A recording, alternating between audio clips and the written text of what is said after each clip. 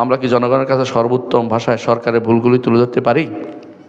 যদি শাসক বা শাসক গোষ্ঠী দুর্নীতিগ্রস্ত হয় তবে কি আমরা এই বিষয়ে কিছুই করব না, নাকি উত্তম ভাষায় শাসককে নসিহত করব? আমরা কি জনগণের কাছে সর্বোত্তম ভাষায় সরকারের ভুলগুলি তুলে ধরতে পারি? যদি শাসক বা শাসক গোষ্ঠী দুর্নীতিগ্রস্ত হয় তবে কি আমরা এই বিষয়ে কিছুই করব না, নাকি উত্তম ভাষায় শাসককে নসিহত করব?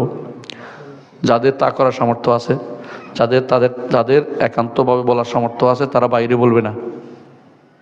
কথা বুঝছেন? যারা একান্ত ভাষা বলার সমস্যা, তারা বাইরে বলা জায়েজ নাই, একান্তই বলতে হবে। না শুনলে আমার নবী বলছেন ফাকাদ আদ্দা মা আলাই, তার দায়িত্ব সে পালন করেছে। এটা আমার নবীর কথা কিনা, না আমার বানানোর কথা? বলছে তার দায়িত্ব সে পালন করেছে। কথা বুঝছেন? আর যদি দেখেন যে এইটা আপনি বলার কোনো সুযোগ নাই, তাহলে আপনি কি করবেন? অন্তরে ঘৃণা থাকবে, আর মুখে কি করবেন? ভুলটা তুলে ধরবেন। ভুলটা তুলে ধরবেন। কথা বুঝছেন কিনা?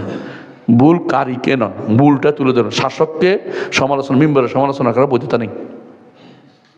শরীয়ত বলে তার ভুলগুলি তুলে ধরবেন। বুঝছেন কিনা?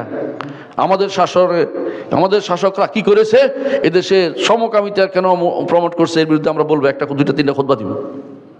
সুদ কেন চলছে, এর বিরুদ্ধে 10টা খুতবা দিব। কারণ এক শাসক না, সব শাসকে এই কাম করতেছে। এটা আপনি কারো ধরবেন? যে ওখানে যায় সে শয়তান হয়। তাহলে এই জাতীয় শয়তানগুলি আপনি কয়টা ধরবেন? আপনি শয়তানি যেটা করছে ওইটার বলেন, হাইলাইট করেন, জনগণকে শুদ্ধ বানানোর চেষ্টা করেন। শাসক শুদ্ধ হলে জনগণ শুদ্ধ হতে হবে না তো? সুদ যেভাবে চলতেছে, আপনি কজন শুদ্ধ মানুষ মনে করতেছে না, গুনার কাম মনে করতেছে না। সুদী ব্যাংক থাকতো নাকি?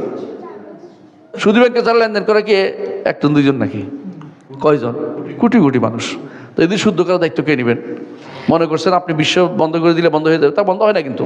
ভিতরে ভিতরে তো দাদন চলবে, তো দাদন চলবে। বুঝুন তো, মানে একটা হলো আইন করে খাচ্ছে, একটা বেআইনিভাবে খাচ্ছে, এটাই তো পার্থক্য। আপনি যদি মানুষ ঠিক করতে পারি, আমরা কথা বলতে পারি, সাবধান করতে পারি, এগুলো হারাম হারাম হারাম, তো এগুলো কাজে লাগবে। শাসকের আক্রমণ করে দিয়েছেন, দ্বিতীয় দিন আপনার ধরে রাখছে, আপনি মুখ বন্ধ হয়ে গেছে, আপনি কি করলেন? ভালো কাজ করলেন। আপনি সবসময় কি করবেন? ভুলটুকু হাইলাইট করবেন, ভুলকারীকে হাইলাইট করবেন। যদি কোনো সে আপনার অধীনস্থ হয় বা কথা শুনবে এরকম হয়, যারা শুনবে না, যাদের ক্ষমতা আছে, মাথা গরম আছে, ওরা আপনাকে মেরে ফেলতে পারে। আপনি কি লাভ হবে তখন? ইমাম আহমদ ইবনে হাম্বল রাহিমাহুল্লাহ তার সময় শিরকি ভুল করছে। শিরকি ভুল বুঝেন? শুধু সুদখোর ঘুষখোর আর মাত্রা মিনা উল্টা পাল্টা না, শুধু শিরিক করতেছে কে? খলিফাতুল মুসলিমিন। আল্লাহর কোরআনকে সৃষ্ট বলা তো শিরক, কুফর, কোনো সন্দেহ আছে? বড় কুফর। তারপরে ইমাম আহমদ ইবনে হাম্বল বলছে আমিরুল মুমিনিন, নসিহত করতেছে। বাইরে শিরকের এর বিরুদ্ধে কথা বলতেছে।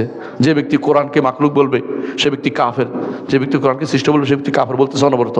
কিন্তু সরাসরি নাম ধরে বলতেছে না কাফের হয়ে গেছে, এই মোতাসিম বিল্লাহ কাফের হয়ে গেছে বলছে, জীবনেও বলে নাই কোনোদিন। কারণ এটা তো ইসলামিক নীতি না। আপনি বুঝছেন? আপনি সংশোধন যদি চান, কোথায় সংশোধন হবে সেটা আপনি দেখেন। যেখানে আপনি বললেও কাজে লাগতেছে না, একান্তে বললে কাজে লাগছে, সেখানে বলেন। না হলে আপনি তাদেরকে উচ্চারণ করে বলাটা যে খারিজের নীতি। খারিজের নীতি যারা তোমাদের যুবকরা যদি থাকে, আল্লাহর কাছে তওবা করে মাফ চাই না, এটা কোনোদিন নীতি না। এটা সাহাবাদের নীতি ছিল, তাদের নীতি ছিলই না এটা। কথা কি বুঝছেন? কিন্তু যদি এরকম কেউ ক্ষমতাবান ব্যক্তি হয়, যার কথা সবাই মেনে একদম মানে, তো তার উচিত তখন তাকে যে এটা বলা। যেমন কে বলেছেন? আবু সাঈদ খুদরি রাদিয়াল্লাহু আনহু। কথা বুঝছেন?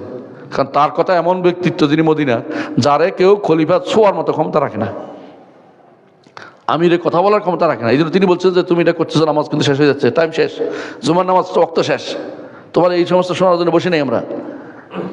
তারপর শেষ করেছে, কিছু করতে পারে নাই। বুঝাতে চাচ্ছি এটা, যে এরকম ব্যক্তিত্ব কে আছে এখন?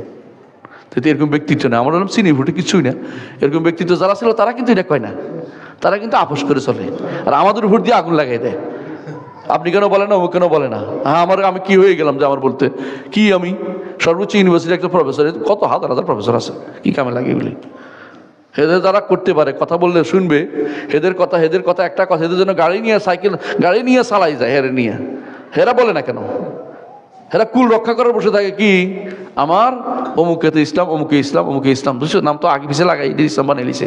এদিন রক্ষা করার চিন্তা, জমি জমা পাওয়ার চিন্তা, মাদ্রাসা করার চিন্তা, এই চিন্তা বসে বসে আর কিছু বলে না, হক কথা বলে না। কথা বুঝছেন কিনা?